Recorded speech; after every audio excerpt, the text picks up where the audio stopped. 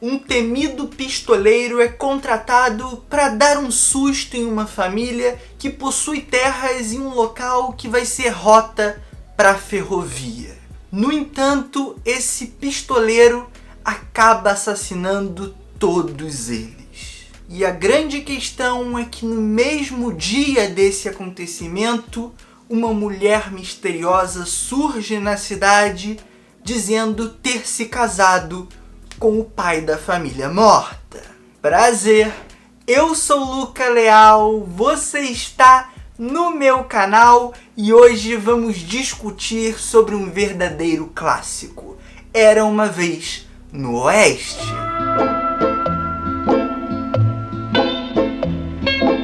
Lançado em 1968, esse é um daqueles faroestes indispensáveis. Talvez, inclusive, seja o ápice de todo o gênero. E ele conta com direção do lendário Sergio Leone, também responsável pela trilogia dos dólares. Por um punhado de dólares, por uns dólares a mais e 3 homens em conflito: o bom, o mal e o feio.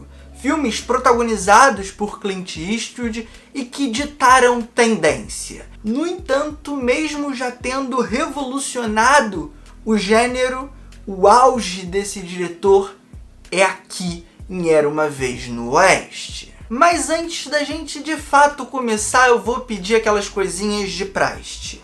Deixe o seu like, se inscreva no canal ativando o sininho para receber as notificações e me conta aqui nos comentários qual a sua relação com esse filme, qual a sua experiência com ele. E então vamos lá para o que de fato interessa. Era Uma Vez no Oeste é um filme que carrega consigo uma série de referências. O gênero faroeste é muito antigo e tem grandes nomes na sua composição, digamos assim. John Ford, John Wayne, é a gente pensar, por exemplo, em Rastros de Ódio, No Tempo das Diligências, Os Brutos Também Amam. E como eu disse, esse filme carrega um pouquinho de tudo isso, de toda essa história, mas também consegue trazer, exalar um certo frescor, um tom de originalidade.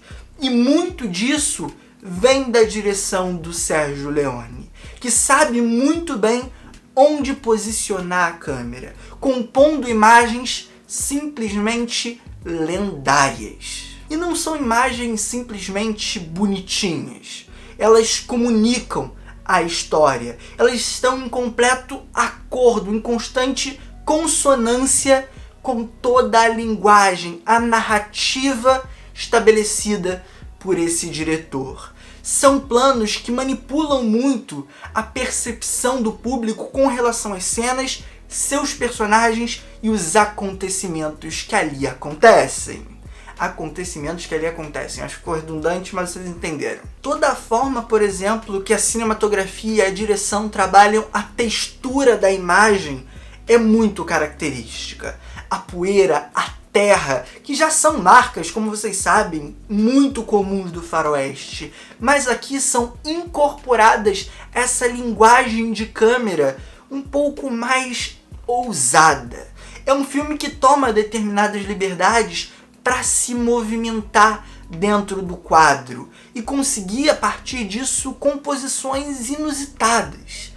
Tem o plano americano lá, mas ele vai ser muito pouco usado. E por que eu trouxe esse exemplo? Porque o plano americano surgiu no faroeste. É aquele plano do joelho para cima, mostrando quase o corpo inteiro, geralmente utilizado para as cenas de duelo, para você pegar a arma na cintura. E aqui, por mais, como eu disse, vá aparecer, é um recurso que é escanteado por ser muito batido.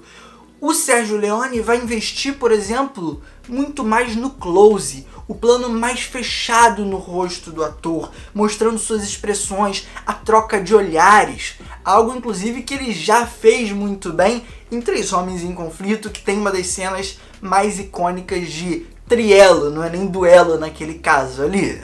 E até para além disso, a forma com que ele explora, por exemplo, a profundidade de campo é muito instigante. Por muitas vezes ele deixa um objeto no primeiro plano, fora de foco, ou até em foco, e a ação se discorre no fundo, mas sem que você perca informação, muito pelo contrário. Geralmente esse elemento em primeiro plano está comunicando sobre o que está atrás, e eu realmente não consigo puxar aqui na memória nenhum outro filme, senão Cidadão Kane, de 41, que faz um uso tão preciso, tão assertivo dessa técnica.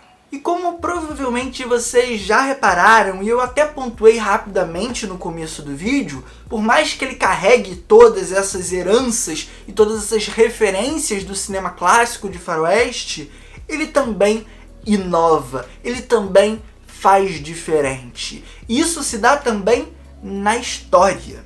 Afinal, é uma trama, digamos que cheia de subversões. Algumas mais explícitas, outras menos explícitas. E uma coisa que eu sempre gosto de comentar quando eu vou falar sobre esse filme: o título já diz muito sobre isso. Era uma Vez no Oeste. O Era uma Vez já nos remete a contos de fada, a histórias um tanto românticas, mas também nos remetem a começo, a início. E esse é um filme que, por mais que tenha a sua historinha sendo contada ali, ele é apenas uma pequena fração de um todo muito maior, a história da América. E esses personagens, mesmo que muito marcantes, são passageiros, são efêmeros. E a direção sabe lidar com isso. Ela sabe que em algum momento vai precisar se desapegar deles. E os constrói para que eles funcionem para além do filme. É como se eles de fato existissem. E a câmera, a direção, o filme só estivesse lá para registrar momentos. Mas que quando o filme não está presente, tudo continua a se desenrolar. E isso, obviamente, também se dá a todo o realismo para te vender a existência daquele universo. E aí, obviamente, o faroeste existiu na vida real, essa expansão do oeste americano, essa jornada do destino manifesto, o povo que acreditava ser escolhido por Deus para conquistar, para prosperar. Tudo isso aconteceu e o filme consegue passar uma verdade na construção dos seus cenários, nos figurinos, na maquiagem, tudo isso dialogando com a fotografia, trazendo a textura que eu mencionei, a profundidade tão necessária para a composição dos planos. E ainda por cima, quem dá vida a todo esse universo e a engrandece é Ennio Morricone, um dos grandes compositores da história do cinema. É gênio. E aqui talvez estejamos diante da sua obra-prima. E olha que é um cara que fez muita coisa boa. A trilha, por exemplo, de O Enigma de Outro Mundo é dele. Um dos melhores filmes de terror e ficção científica de todos os tempos. A trilha também de Três Homens em Conflito é outra gigantesca se a gente quer falar de faroeste. Se a gente quiser trazer para algo mais contemporâneo, é a trilha de Os Oito Odiados do Tarantino. Mas dando um enfoque aqui para Era uma Vez no Oeste, repare como ele constrói uma música muito característica para cada um dos personagens e posteriormente para a interação entre eles.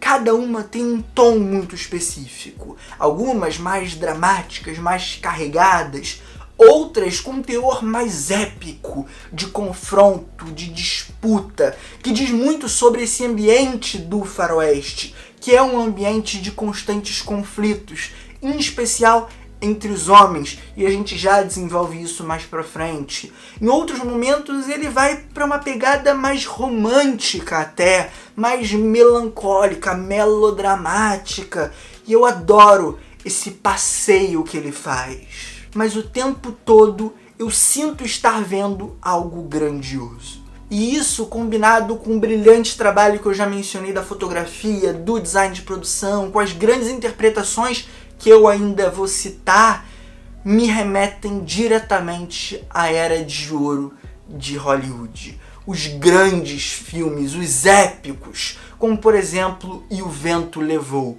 É impossível eu desassociar a experiência de Era Uma Vez no Oeste com a experiência de assistir esses outros grandes épicos do cinema. Inclusive, o Sergio Leone também dirigiu Era Uma Vez na América, que ele faz isso com um cinema de máfia. É incrível. É outro filmaço que eu pretendo trazer em algum momento aqui pro canal. E antes da gente ir para os finalmente e já concluir esse vídeo aqui, eu não poderia deixar de mencionar o brilhante elenco escolhido para esse filme.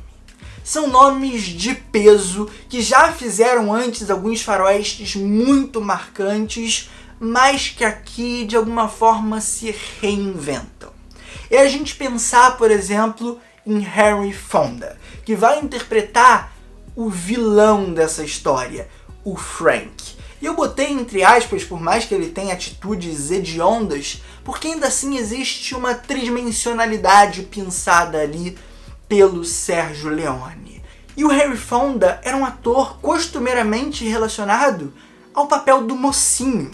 Ele, por exemplo, está lá em 12 Homens e uma Sentença, talvez seja um dos grandes papéis dele ao lado desse aqui. E nesse caso de Era Uma Vez no Oeste, ele é implacável, ele é duro, ele é frio.